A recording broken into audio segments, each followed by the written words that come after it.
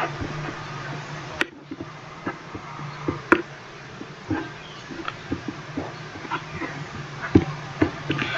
Assalamualaikum warahmatullahi wabarakatuh. Tugas saya yaitu tugas mata kuliah Sistem Dinamik dan Pemodelan, yaitu tugas dari Causal Loop Diagram dan Flow Diagram, tugas ketiga, yang diambil dari tugas akhir saya yang berjudul Analisis Pemodelan Motor Induksi Slip Ring 3 Fasa 1500 Watt menjadi generator induksi 3 fasa.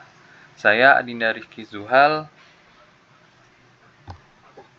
mahasiswa dari mata kuliah Sistem Dinamik dan Pemodelan yang diajar oleh Profesor Dr. Insinyur Iwa Garniwa. Motor listrik 3 fasa biasanya dapat diubah menjadi generator listrik. Untuk menghasilkan listrik melalui generator, kebanyakan motor atau mesin yang digunakan yaitu motor sinkron menjadi generator sinkron karena dari kecepatan putaran rotor yang sinkron sehingga menghasilkan energi listrik yang konstan. Berbeda dengan motor sinkron, motor induksi juga dapat dijadikan generator induksi, akan tetapi jarang digunakan untuk pembangkitan energi listrik dikarenakan generator induksi tidak dapat mensinkronisasi dengan generator lain karena besarannya frekuensi, tegangan sudut fasa, dan urutan fasa antar generator dengan sistem yang berbeda. Dengan berkembangnya teknologi, modifikasi generator atau pengembangan generator banyak dilakukan. Contohnya seperti SEG, Self-Excited Induction Generator, PMSG, Permanent Magnet Synchronous Generator, WRIG, One Rotor Induction Generator, dan masih banyak lagi. Pengembangan generator tersebut juga dapat dilakukan pada motor induksi seperti pada kesempatan kali ini.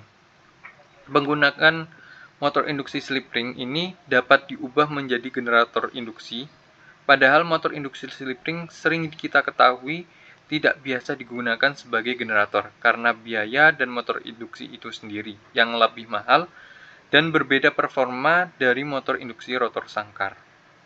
Jadi, motor induksi slip ring ini bisa digunakan menjadi generator sinkron, hampir sama menjadi generator sinkron atau biasa disebut dengan WRIG, One Rotor Induction Generator. Diketahui juga bahwa konstruksi pada motor induksi slip ring itu hampir sama seperti motor sinkron pada umumnya. Beberapa modifikasi dari motor induksi slip ring yang dijadikan generator sinkron dilakukan dengan cara dua belitan, yaitu yang pertama dihubungkan ke sumber DC eksitasi sehingga dapat menjadi generator induksi seperti terlihat pada gambar 1A ini. Jadi ini hanya dipasang pada dua belitan saja. Yang biasanya di motor induksi slip ring itu UV XYZ. Untuk UVW hanya untuk digunakan 3 fasa. Dan yang kedua, akan tetapi kali ini dilakukan dengan berbeda caranya, yaitu menggunakan 3 belitan dengan menghubungkan 2 belitan menjadi paralel, dan hubungan paralel dengan 1 belitan lalu dihubungkan ke sumber DC eksitasi. Terdapat pada gambar B, yang mana 1 ini tidak diparalel dan 2 ini diparalel untuk dibutuhkan sumber DC eksitasinya. Generator sinkron bekerja berdasarkan induksi medan magnet di mana putaran rotor dan putaran medan magnet stator besarnya sama sehingga generator tersebut bekerja secara konstan. Generator ini menggunakan sumber DC eksitasi yang disalurkan menuju kumparan rotor. Saat ini, generator sinkron memiliki metode baru yaitu dengan menggunakan motor induksi slip ring atau one rotor. Motor induksi slip ring secara konstruksi hampir sama dengan mesin sinkron, di mana motor ini dapat dimasukkan ke dalam jenis non-silent pole. Dalam penggunaan motor slip ring menjadi generator sinkron, sumber DC eksitasi dapat disambungkan ke slip ring dan cold brush. Hal ini dimungkinkan bahwa motor induksi dapat dikonversi menjadi mode operasi sinkron. Pada penggunaan motor slip ring ini, ujung-ujung belitan yang tersambung dalam slip ring digunakan semua, yaitu dengan cara dua belitan tersambung paralel dan sambungan paralel tersebut disambungkan pada sumber positif DC eksitasi. Dan satu belitan lagi tersambung pada sumber negatif DC eksitasi.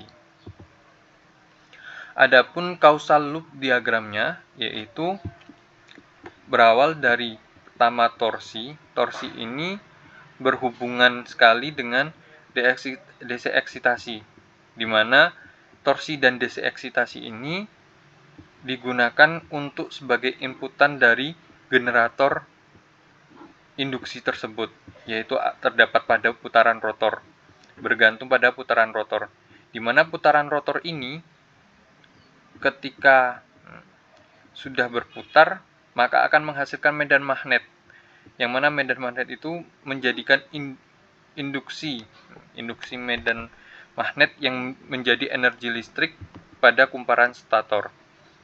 Lalu induksi kumparan stator ini menghasilkan tegangan output dan arus output, dan putaran rotor ini juga menghasilkan frekuensi yang bergantung pada beban, di mana jika beban ini bertambah maka tegangan output berkurang, arus outputnya bertambah, dan frekuensinya berkurang.